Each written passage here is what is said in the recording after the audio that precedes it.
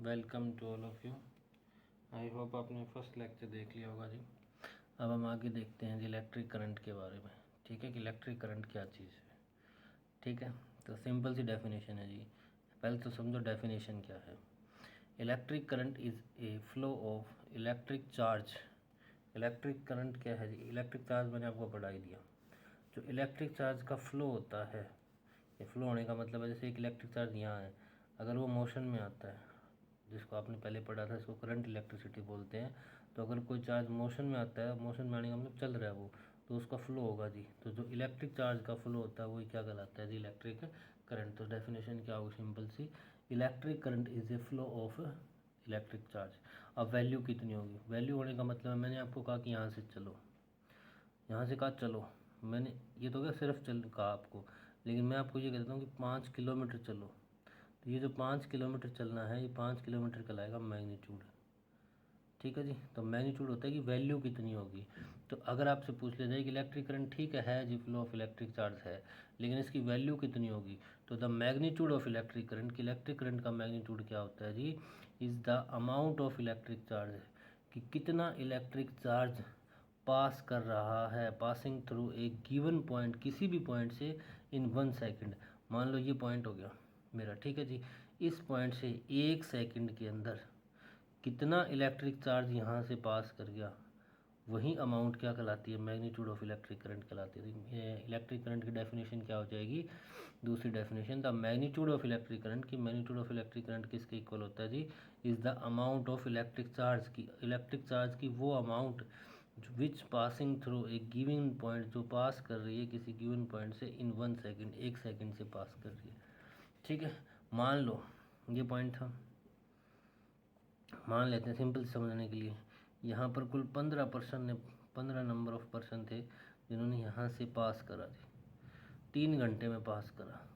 मैं आपसे कह रहा हूँ कि एक में बताओ 1 घंटे में कितना करेगा, तो आप क्या कहोगे जी? 15 को 3 से डिवाइड कर दो, 5% पर घंटा गए थे, तो 3 घंटे में 15% यहाँ से पास करके जी। ठीक है, तो ये सिस्टम यहाँ पे होगा जी। मुझे नहीं पता क्यों टोटल, मैंने वो मान लिया कि टोटल चार्ज कितना पास करा, क्यों, कितने टाइम में पास करा, टी में। तो हमें पर निकालना है, क्योंकि इन 1 सेकेंड निकालना है, यहाँ पे टाइम 1 सेकेंड में बताना है, तो टाइम से डिवाइड कर देंगे। जैसे यहाँ पे आपने टोटल इससे डिवाइड कर दिया, तो आई की वैल्यू, करंट की वैल्यू, क्या फॉर्मूला क्या बन जाएगा जी?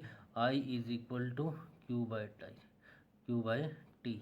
ठीक है, आई की वैल्यू किसके बराबर होती है? Q by T. ये फॉर्मूला याद रखना है जी आपको। ठीक है, अब आगे देखो आप, जो एसआई यूनिट होती है इलेक्ट्रिक करंट की, करंट को डिनोट करते हैं हम आई से। जिस प्रकार हम चार्ज को क्यू से डिनोट करते हैं, उसी तरह करंट को डिनोट किससे करते हैं? आई से। तो एसआई यूनिट, यूनिट आपको बताई थी पिछली यूनिट में कि एसआई यूनिट का क्या मतलब है? सिस्टम ऑफ इंटरनेशनल है जो यूनिट बनाता है। ठीक है, तो SI unit of electric current क्या रहेगी? एम्पियर रहेगी। क्या रहेगी आपकी? एम्पियर, जिसको डिनोट करते हैं हम ए से। ठीक है, अब समझो, मैंने फॉर्मूला बताया I is equal to Q by T. ठीक है, आई की यूनिट बताई मैंने एम्पियर, तो आई की जगह रख दिया मैंने एम्पियर। क्यू चार्ज होता है, चार्ज की कल यूनिट बताई थी गुलाम, रख दिया। टाइम की यूनिट, टाइम को मिनट में भी नापते हैं, हावर में भी नापते हैं, लेकिन जो एसआई यूनिट होती है टाइम की, वो सेकंड होती है। ठीक है, स्टैंडर्ड यूनिट क्या बना रखी है? सेकंड बना रखी है। तो टाइम की जगह क्या रख दिया? सेकंड। अब मुझे यहाँ 1 एम्पियर लेके आना है, तो 1 कैसे आएगा? ऊपर 5 ले लोगे, नीचे 5 ले लोगे तब भी 1 आएगा। नीचे ऊपर 4 ले लोगे तब भी, नीचे 4 ले लोगे तब भी 1 आएगा। ऊपर 3, नीचे भी 3। तो बात तो वही होगी कि 4% 4 रोटी खा रहे हैं, 5% 5 रोटी खा रहे हैं, 6% 6 रोटी खा रहे हैं। तो मतलब ओवरऑल हम बात करें तो एक आदमी एक ही तो रोटी खा रहा है, तो वही काम करते हैं, ऊपर भी एक रख लेते हैं, नीचे भी एक रख लेते हैं, स्टैंडर्ड बन जाएगी बात। ठीक है, तो 1 एम्पियर करंट क्या हो जाएगा जी? 1 एम्पियर किसके बराबर हुआ? 1 कूलाम अपॉन 1 सेकेंड। यानी कि अगर 1 कूलाम चार्ज आपका, कितना? 1 कूलाम चार्ज किसी भी पॉइंट से अगर 1 सेकेंड में पास होता है, तब जो करंट होगा उसे हम कितना कहेंगे? 1 एम्पियर कहेंगे जी। ठीक है, तो डेफिनेशन क्या होगी जी? अगर 1 एम्पियर की डेफिनेशन आपसे पूछ ले कि डिफाइन 1 एम्पियर क्या है जी, ठीक है, तो वैन 1 कूलाम ऑफ चार्ज, जब 1 कूलाम चार्ज पास करता है, फ्लो करता है थ्रू एनी कंडक्टर, किसी भी कंडक्टर से, इन 1 सेकेंड, कितने सेकेंड में? 1 सेकेंड में, तो जो इलेक्ट्रिक करंट होगा is said to be 1 ampere. तो उस इलेक्ट्रिक करंट को क्या कहा जाएगा जी? 1 एम्पियर कहा जाएगा। ठीक है, current is measured by an instrument called ammeter. मैंने आपको पिछली वीडियो में बताया था, आप कमेंट करके भी बता सकते हैं कि वोल्ट को किस चीज़ से नापते हैं, वोल्टेज को या वोल्ट पोटेंशियल डिफरेंस को, ठीक है। तो जो करंट होता है उसको नापने के लिए एक इंस्ट्रूमेंट आता है जिसका नाम है एमीटर। क्या नाम है जी? एमीटर। इसी तरह वोल्ट मीटर नाम था, आपने पहले पढ़ा भी होगा जी, ठीक है, वोल्टेज को नापने के लिए। तो current is measured by an instrument called ammeter. मैंने आपको बताई थी एक बात कि voltmeter is always connected in parallel, ठीक है, लेकिन एमीटर को हमेशा कनेक्ट किया जाता है सीरीज़ के अंदर, is always connected in series. कारण क्या होगा वो हम आके डिस्कस करेंगे जी, जब आपको सीरीज़ और पैरेलल कनेक्शन बताऊंगा कि क्यों कनेक्ट करते हैं इनको सीरीज़ और पैरेलल में, ठीक है जी। तो हमेशा ध्यान रखिएगा, एमीटर को हमेशा कनेक्ट किया जाता है सीरीज़ में, वोल्ट मीटर को हमेशा कनेक्ट किया जाता है पैरेलल के अंदर, ठीक है। और ये बताया था आपको कि वोल्टेज जो होता है, वोल्ट मीटर जो होता है, उसकी रेजिस्टेंस हाई होना चाहिए, तो एमीटर का रेजिस्टेंस क्या होना चाहिए? लो होना चाहिए, ठीक है जी। ध्यान रखना इस बात का कि एमीटर का रेजिस्टेंस क्या होना चाहिए? लो होना चाहिए। तो ammeter should have very low resistance, ammeter का रेजिस्टेंस क्या होना चाहिए? बहुत ही कम होना चाहिए, ठीक है। अब एक छोटा सा क्वेश्चन है जी, वो ट्राई करते हैं, ठीक है। एन इलेक्ट्रिक बल्ब, कोई भी एक इलेक्ट्रिक बल्ब है जो ड्रॉ ए करंट ऑफ, जो करंट को ड्रॉ कर रहा है जी, करंट की वैल्यू बताओ कितनी है? 0.25 एम्पियर। तो करंट को हमने किससे नोट किया था? आई से किया था। क्वेश्चन करने का सिंपल सा तरीका होता है, जो वैल्यू दे रखी है उसको, जो नोटेशन हम यूज़ कर रहे हैं उससे लिख दो। तो आई की वैल्यू बताओ कितनी आ गई? 0.25। कितने टाइम के लिए जी? 20 मिनट्स के लिए। तो टी से लिखते हैं हम टाइम, 20 मिनट्स। लेकिन मैंने आपको बताया था कि टाइम की एसआई यूनिट मिनट नहीं होती जी, ठीक है, सेकंड होती हैं। तो 20 मिनट का सेकंड बनाओगे तो मिनट को किससे मल्टीप्लाई कर दोगे? 60 से। तो कितनी आ जाएगी? 1200 सेकंड आ जाएगी, ठीक है। अब calculate the amount of electric charge, charge को किससे नोट करते हैं? क्यू से। निकालना क्या हमें? क्यू निकालना है। अब आई, क्यू और टी, फॉर्मूला बताओ क्या पढ़ा था आपने? I is equal to Q upon T, I is equal to Q upon T. Value put करो, आंसर आएगा। आई की जगह कितना पुट करोगे? 0.25। क्यू की जगह कितना पुट करोगे? क्यू हमें निकालना है। इसके जगह कितना पुट करोगे? 1200। ये डिवाइड में इधर ले जाओगे, किस में चला जाएगा? मल्टीप्लाई में। तो जब 1200 और 0.25 की मल्टीप्लाई कर दोगे 300 आ जाएगा जी, ठीक है। और क्यू की यूनिट क्या थी? कुलाम। कुलाम को किसे लिखते थे? सी से, ठीक है। तो क्यू की वैल्यू कितनी आ जाएगी? 300 कुलाम, यानी कि कितना अमाउंट करंट पास करेगा उसे? 300 कुलाम अमाउंट करंट पास है करेगा जी, ठीक है। आई होप आपको यहाँ तक समझ आ गया होगा जी, कोई प्रॉब्लम नहीं होगी जी, ठीक है। अब हम नेक्स्ट चलते हैं जी। फिर भी प्रॉब्लम आ रही है तो आप वीडियो को रिपीट करके देख सकते हो। नेक्स्ट देखिएगा जी, कुछ एक इम्पोर्टेंट नोट्स हैं, जो नोट्स हैं वो लिखिएगा जी। देखो, direction of electric current is from positive terminal of a cell. अब ये बात आती है कि इलेक्ट्रिक करंट जो होता है उस किस प्रकार फ्लो करता है वायर में, ठीक है। तो हमेशा ध्यान रखिएगा, जो डायरेक्शन ऑफ इलेक्ट्रिक करंट होती है वो ड्रॉ कहाँ से निकलता है जी? From positive terminal of a cell. Cell मान लो ये है, आपने बैटरी वगैरह भी देखी होगी, सेल भी देखा होगा, ठीक है। एक साइड प्लस बना होता है और एक साइड में माइनस होता है जी, बैटरी पे भी लिखा होता है प्लस माइनस। तो ये कह रहा है जी, direction of electric current is from positive terminal. मैंने मान लिया ये पॉजिटिव टर्मिनल और ये क्या है? नेगेटिव टर्मिनल है जी, ठीक है। और बैटरी, सेल का या बैटरी का पॉजिटिव टर्मिनल होगा, वहाँ से किसकी तरफ जाएगा? नेगेटिव टर्मिनल की तरफ जाएगा जी। किसकी तरफ जाएगा? नेगेटिव टर्मिनल की तरफ। थ्रू द आउटर सर्किट, बाहर वाले सर्किट से बाहर होगी, यहाँ से यहाँ नहीं जाएगा अंदर से अंदर, ठीक है, बाहर से जाएगा। यानी करंट हमेशा कहाँ से कहाँ तक फ्लो करता है जी? इसी डायरेक्शन होगी फ्लो करने की, कि from positive terminal to negative terminal, ठीक है। और ये बात लिखनी जरूरी है कि थ्रू द आउटर सर्किट, बाहर वाले सर्किट से, ये नहीं अंदर की तरफ फ्लो करेगा जी। अंदर से करंट फ्लो नहीं करता, बाहर से पॉजिटिव टर्मिनल से कहाँ फ्लो करता है? नेगेटिव टर्मिनल की तरफ, ठीक है। अब एक चीज़ और समझनी है, जहाँ नेगेटिव होता है, जहाँ क्या होता है? नेगेटिव होता है। मैंने आपको पहले ही बताया था, नेगेटिव का मतलब होता है रिच इन इलेक्ट्रॉन, कल बताया था, रिच इन इलेक्ट्रॉन। पॉजिटिव का मतलब होता है पुअर इन इलेक्ट्रॉन, देखो आप पढ़ के पहले बताया भी था। और हमेशा ध्यान रखना, कभी भी जब दो एटम पास में आते हैं तो उनके इलेक्ट्रॉन ट्रांसफ़र होते हैं, कभी प्रोटॉन या फिर न्यूट्रॉन ट्रांसफ़र नहीं होते जी, ठीक है। अब क्या होगा? ये है रिच इन इलेक्ट्रॉन, मान लो इसके पास पैसे ज़्यादा है, ये है पुअर इन इलेक्ट्रॉन, इसके पास पैसे कम है। तो ये बताओ, गरीब से पैसा अमीर की तरफ जाएगा या अमीर से गरीब की तरफ जाएगा? तो जो रिच होगा वही तो पुअर को देगा, ठीक है। यानी इलेक्ट्रॉन जो होंगे वो हमेशा ऐसे चलेंगे उल्टा, ये होगा इलेक्ट्रॉन। इलेक्ट्रॉन कहाँ से कहाँ चलेंगे, नेगेटिव टर्मिनल से पॉजिटिव टर्मिनल चलेंगे कि नहीं चलेंगे जी। अब करंट कहाँ से जा रहा है, पॉजिटिव से नेगेटिव, यानी मैं ये कह सकता हूँ कि करंट की डायरेक्शन और इलेक्ट्रॉन की डायरेक्शन उल्टी है जी। करंट अगर इधर जाएगा तो इलेक्ट्रॉन इधर आएंगे, करंट अगर इधर आ रहा है तो इलेक्ट्रॉन इधर जाएंगे जी, ठीक है। तो अगली लाइन ये लिखी है मैंने, इलेक्ट्रिक करंट फ्लो, जो इलेक्ट्रिक करंट फ्लो होता है वो हमेशा क्या होता है जी, opposite to the direction of flow of electron. जो डायरेक्शन ऑफ इलेक्ट्रॉन होती है, ठीक है, फ्लो ऑफ इलेक्ट्रॉन होती है, बिल्कुल उसके अपोजिट होता है इलेक्ट्रिक करंट जी, ठीक है। समझ आ गया आपको यहाँ तक। Electric current flows due to potential difference, ये बड़ी इंपॉर्टेंट है। जब तक पोटेंशियल डिफरेंस नहीं होगा दो पॉइंट के बीच में, मान लो एक पॉइंट ये एक पॉइंट ये, इस पॉइंट का पॉइंट है पोटेंशियल है 20 वोल्ट, अगर इस पॉइंट का पोटेंशियल है 40 वोल्ट, ठीक है। तो अब क्या होगा जी, तभी इन दो, अगर इनके बीच में डिफरेंस हुआ कि नहीं हुआ, कुछ ना कुछ 20 वोल्ट का डिफरेंस आ गया इनके बीच में, तो इलेक्ट्रिक करंट हमेशा फ्लो करता है पोटेंशियल डिफरेंस के कारण। किसके कारण फ्लो करता है जी, पोटेंशियल डिफरेंस। अगर दो पॉइंट के बीच में कोई पोटेंशियल डिफरेंस नहीं होगा तो कभी भी इलेक्ट्रिक करंट फ्लो नहीं करेगा। अब नेक्स्ट ये बात है कि इधर से इधर जाएगा, किधर से जी इधर जाएगा, तो हमेशा हाई टू लो जाता है। क्या जाता है, हाई टू लो। आपने देखा होगा पानी की टंकी ऊपर होती है, ऊपर से नीचे की तरफ अपने आप पानी आता है, कभी नीचे से ऊपर अपने आप पानी नहीं जाता है, ठीक है। तो electric current flows due to potential difference and, ये भी नोट कर लीजिएगा, and flow from high potential to low potential. कहाँ से कहाँ तक फ्लो करता है जी, high potential to low potential.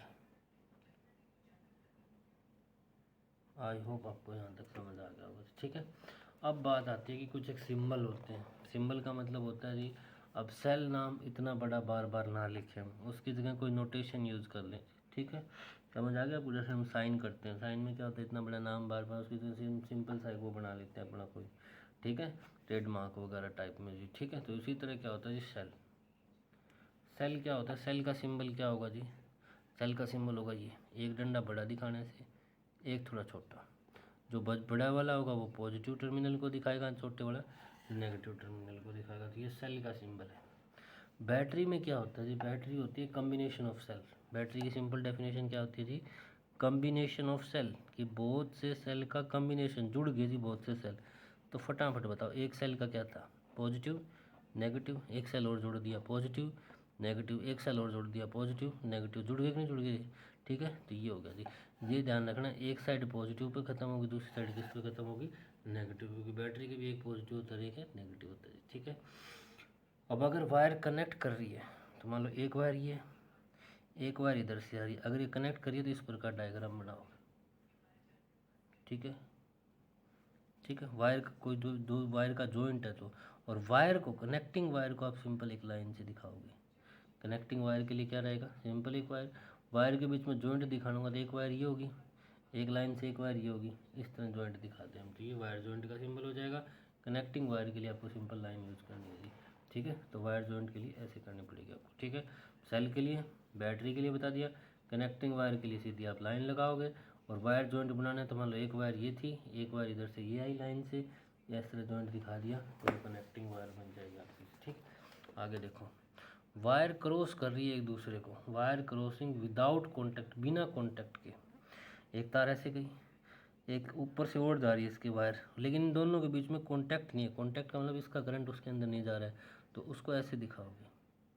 अगर आपने ये डायग्राम नोटेशन यूज़ कर ली तो इसका मतलब दो वायर आपस में एक दूसरे के ऊपर से जा रही है, लेकिन दोनों के बीच में कोई कॉन्टैक्ट नहीं है, जुड़ी हुई नहीं है। एक आदि फिक्स रेजिस्टेंस क्या होता है, ये रेजिस्टेंस हम पढ़ेंगे आगे क्या होता है, उसका सिंबल क्या होता है जी, उसका सिंबल ये होगा रेजिस्टेंस का। जरूरी नहीं है मैंने ये ऊपर नीचे 3-4 बार अगर आप उतना ही गिन के करें, हो सकता है 1-2 बार ऊपर नीचे हो सकता है, ये कोई बड़ी बात नहीं। ये होगा फिक्स रेजिस्टेंस, इतनी वैल्यू फिक्स कर दी रेजिस्टेंस की। एक होता है वेरिएबल रेजिस्टेंस, वेरिएबल रेजिस्टेंस का दूसरा नाम होता है रियोस्टेट। इसका सिंबल क्या होता है जी, इसका सिंबल होता है ये, रेजिस्टेंस बना दिया, फिर उसके पास ऊपर ऐसे एरो लगा दो, इसका मतलब होता है वेरिएबल रेजिस्टेंस। वेरिएबल का मतलब इस रेजिस्टेंस की वैल्यू चेंज हो सकती है, अब 5 ओम हो सकती है, थोड़ी देर बाद 6 ओम कर सकते हैं, 7 ओम कर सकते हैं, 8 ओम कर सकते हैं, ठीक है। एमीटर का क्या रहेगा सिंबल, एमीटर के लिए ऐसे, बीच में बस ए लिख दो, ये एमीटर का सिंबल बन जाएगा। वोल्ट मीटर के लिए बीच में वी लिख दो। ठीक है, आगे हम पढ़ेंगे कि क्या किस प्रकार काम करता है। गैल्वेनोमीटर भी क्या होता है ये भी मैं आपको बताऊंगा। गैल्वेनोमीटर हमेशा करंट की डायरेक्शन को बताता है कि करंट इधर से इधर जा रहा है या इधर से इधर जा रहा है। ठीक है, तो करंट की डायरेक्शन किससे चेक की जाती है? हमेशा गैल्वेनोमीटर से। तो गैल्वेनोमीटर के लिए बीच में जी लिख दीजिए। ठीक है, समझ आ गया आपको। अगला जी ओपन की। ओपन की में क्या करना है? ऐसे ब्रैकेट लगा दो चाहिए। ये ओपन की, ओपन की का मतलब बटन अभी चालू नहीं है आपका, ओपन स्विच है। ठीक है, आपने कोई स्विच ऑन नहीं कर रखा है, बंद स्विच है। या फिर दूसरा सिंबल हो सकता है इसका, ये कर लो चाहिए। बटन अभी खुला हुआ है, यानी कि बटन अभी आपका चल नहीं रहा है, जिसके कारण करंट फ्लो नहीं कर रहा है। ठीक है, अगला क्लोज्ड की।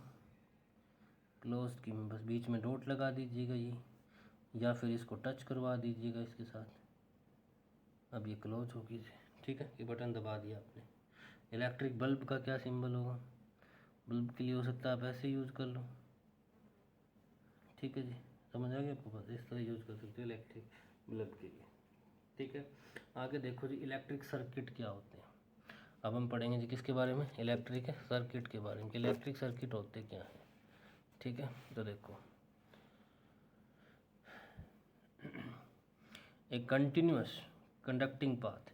एक कंटिन्यूस का मतलब लगातार, एक ऐसा रास्ता, एक ऐसा पाथ है। ठीक है, कंसिस्टिंग ऑफ वायर, जिसके अंदर वायर्स हैं, यानी जिसके अंदर तार हैं, और अदर रेजिस्टेंस है। रेजिस्टेंस के अंदर आपका फैन, ट्यूबलाइट्स वगैरह सारी चीज़ें इसी के अंदर आ जाती है। ठीक है, क्योंकि सब रेजिस्टेंस का काम करते हैं। तो एक कंटिन्यूस कंडक्टिंग पाथ, एक ऐसा पाथ जिस कंसिस्टिंग ऑफ वायर, जिसके अंदर वायर हैं, अदर रेजिस्टेंस हैं। ठीक है, between terminal of battery. Battery होना जरूरी है, बैटरी नहीं होगी तब तक करंट नहीं मिलेगा आपको, फैन वगैरह नहीं चलेंगे जी। Between terminal of battery is called electric circuit. ये सारी चीज़ें उस बैटरी के बीच में आ जाए, ठीक है, वायर आ जाए, अदर रेजिस्टेंस आ जाए, तो उसे इलेक्ट्रिक सर्किट कहा जाएगा। एग्जाम्पल के लिए समझ सकते हो, मान लो मैंने बैटरी ली, उसका ये पॉजिटिव टर्मिनल, ये क्या होगा नेगेटिव, एक पॉजिटिव ये नेगेटिव, यहाँ से वायर गया।